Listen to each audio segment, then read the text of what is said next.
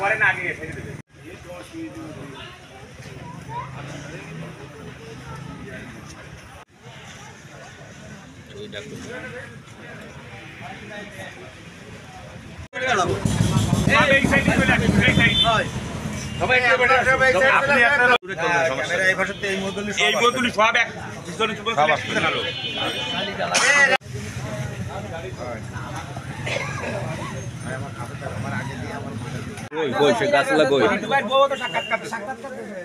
গাছালা কই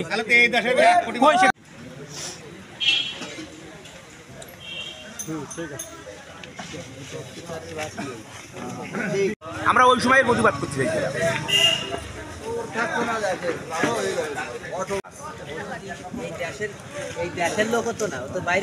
আমাকে beat officer এবং এই যে অহেতুক মিথ্যা মামলা করছে সেই মিথ্যাগুলি না লাগে যে আমরা একমত, আমরা এলাকায় শান্তি চাই, আমরা নিরিবিলি থাকতে চাই, দলমত নির্বিশেষে আমাদের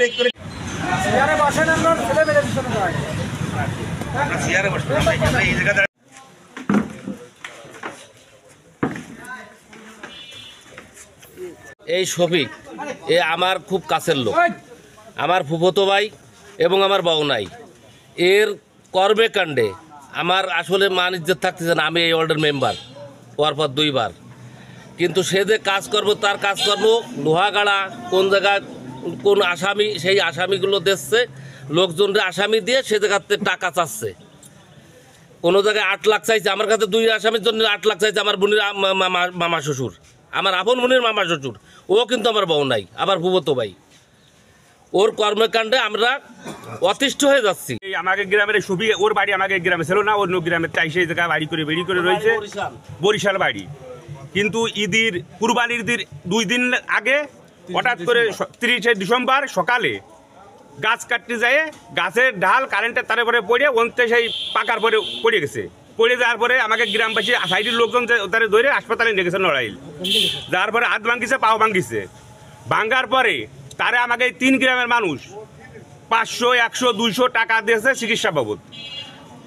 এই চিকিৎসা করে তারা সুস্থ করানো হচ্ছে। এর ভিতর দিয়ে 5 তারিখ চলে আসছে। 5 তারিখ আসে ছাত্র আন্দোলন হয়েছে। আন্দোলনের পরে বলতেছে কি যে 4 তারিখে আন্দোলনের পরে বলতেছে যে আমার গুলি করেছে। কিটা গুলি করেছে?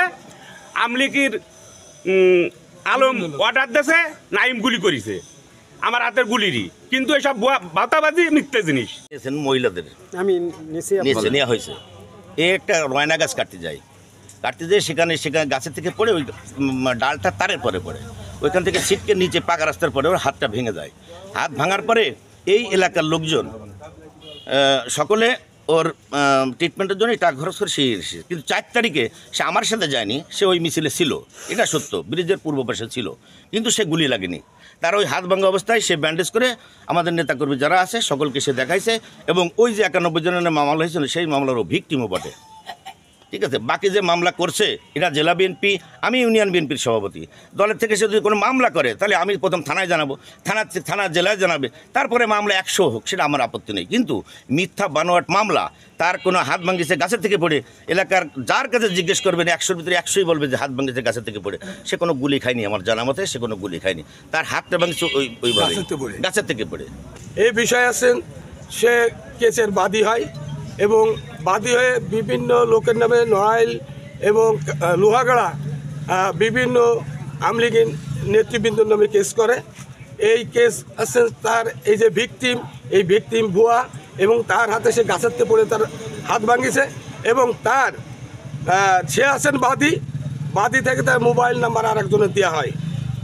এইভাবে সে দীর্ঘদিন আমাদের এই এলাকায় মানুষের অশান্তি বিরাজ করতেছে। আমরা এই 3 গ্রামের লোক, ভদ্রবিলে, মহারাজ, পলইডাঙ্গা, আমরা শান্তিপ্রিয় লোক, আমরা দলমত বুঝি না। আমরা চাই এলাকার শান্তি শৃঙ্খলাভাবে কোনোভাবে বসবাস করা যায়, এলাকার লোককে কোনোভাবে শান্তিভাবে রাখা যায়, সেই চেষ্টা নিয়ে আমরা পথ চলি।